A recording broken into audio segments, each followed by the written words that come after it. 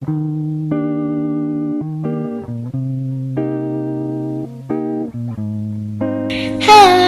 nama aku Aska Inaya dari kelas 11 IPS 4 dan aku bakal ngasih tahu apa itu pengertian mitigasi bencana menurut Undang-Undang Nomor 24 Tahun 2007. Jadi, mitigasi bencana adalah serangkaian upaya untuk mengurangi resiko bencana baik melalui pembangunan fisik maupun penyadaran dan peningkatan kemampuan menghadapi ancaman bencana.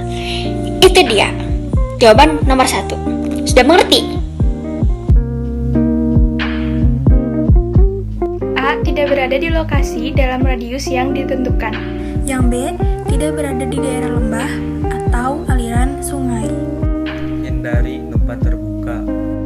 Yang keempat, gunakan masker atau kain basah. Lalu memakai pakaian tertutup. Mengevakuasi penduduk yang tinggalnya di dekat gunung untuk menjauhi gunung berapi.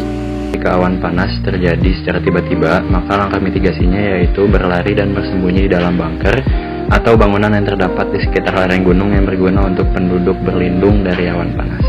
C. Mencari tempat yang aman dengan cara mengungsi pada jarak radius yang aman terhadap awan panas.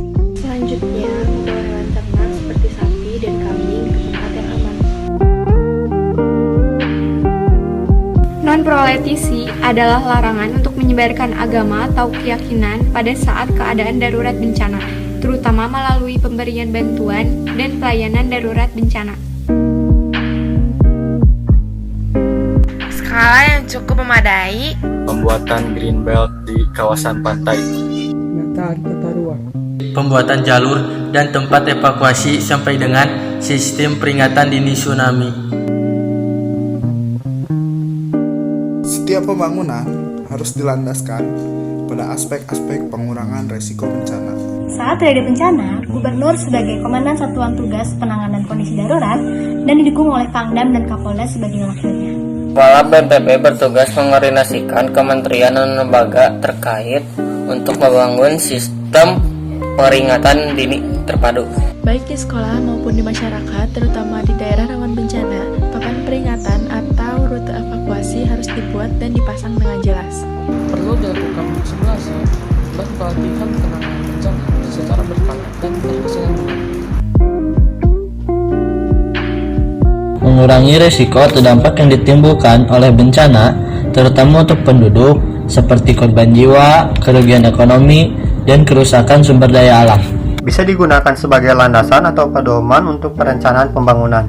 Untuk meningkatkan pengetahuan masyarakat dalam menghadapi dan mengurangi dampak atau resiko bencana, tujuannya agar masyarakat dapat hidup dan bekerja dengan aman.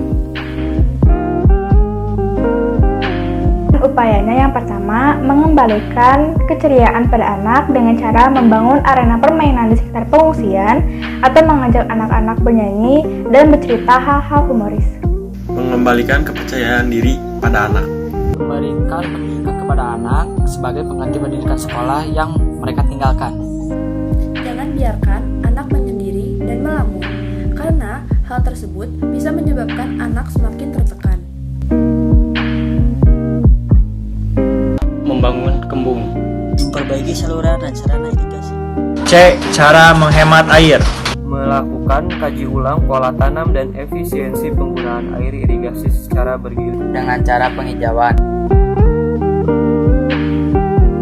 Memperbaiki sarana dan prasarana yang rusak. Menyiapkan program langkah panjang untuk mencegah terjadinya bencana kembali. Memberikan pembinaan secara psikologis bagi para korban. Dan yang terakhir, memberikan dana bantuan dan solusi untuk kelangsungan hidup para korban bencana.